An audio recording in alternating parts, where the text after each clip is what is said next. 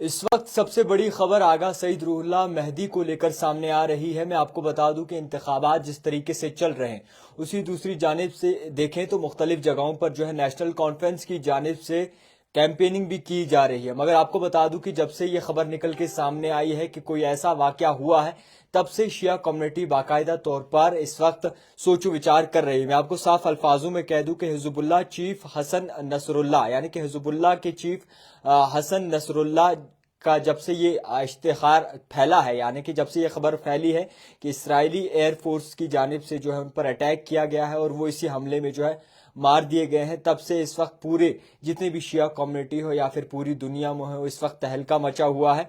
और इसी को मद्देनजर रखते हुए जिस तरीके से आईडीएफ की जानिब से ये साफ तौर पर इस बात का दावा किया गया था कि हिजबुल्लाह जो कि चीफ हैं, हिजबुल्लाह के चीफ हसन नसरुल्लाह जो है वो इस पूरे एयर स्ट्राइक में जो है वो मार गिराए हैं, तब से इस वक्त खामोशी छाई हुई है। और कहीं न कहीं इस बारे में बाकायदा तौर पर लोग सोच रहे हैं कि किस हद तक ये खबरें सही हैं। फिलहाल के तौर पर आपको मैं ये भी बताना चाहूंगा कि ये खबर जो है करीबन जुमा के रोज निकल के सामने आई, जिसको लेकर अब बाकायदा तौर पर परेशानी का विषय बनी हुई है। और जितनी भी कश्मीर में शिया कम्युनिटी है वो इस वक्त बडगाम में सड़कों पे नजर आ रही है। मैं आपको ये भी कहना चाहूंगा कि नेशनल कॉन्फ्रेंस के एमपी और आगा सईद रूहुल्लाह मेहदी जो कि खुद भी एक शिया कम्युनिटी से बिलोंग करते हैं, और वो अभी सड़कों पे हैं बडगाम में। और बडगाम में उनके साथ कई सारे आम शहरी भी मौजूद हैं, जिसको लेकर अभी वो बाकायदा तौर पर इस बात का इतराफ किए हुए हैं और इस बात का ऐलान कर दिया है कि फिलहाल के तौर पर वो कोई कैंपेनिंग में हिस्सा नहीं लेंगे। और आपको मैं ये बताना चाहूंगा, जिस तरीके से खबर फैली है उसको लेकर जितनी भी शिया कम्युनिटी है वो इस वक्त परेशान हाल है।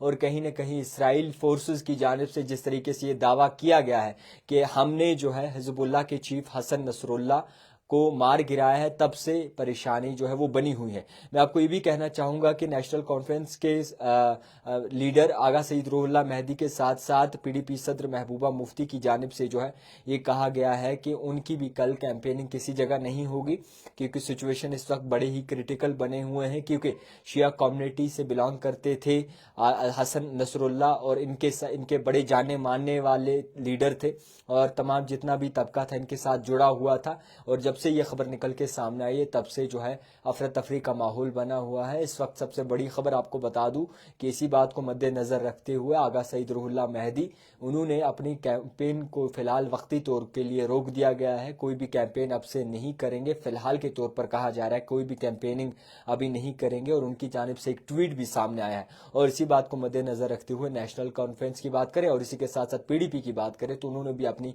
कैंपेन जो है वो फिलहाल वक्ती तौर के लिए रद्द कर दी है। जिस तरीके से इस्राएली फोर्सेस का ये दावा है कि हिजबुल्लाह के चीफ हसन नसरुल्लाह को जो है उनकी जानिब से मार गिराया गया है एयर स्ट्राइक करके।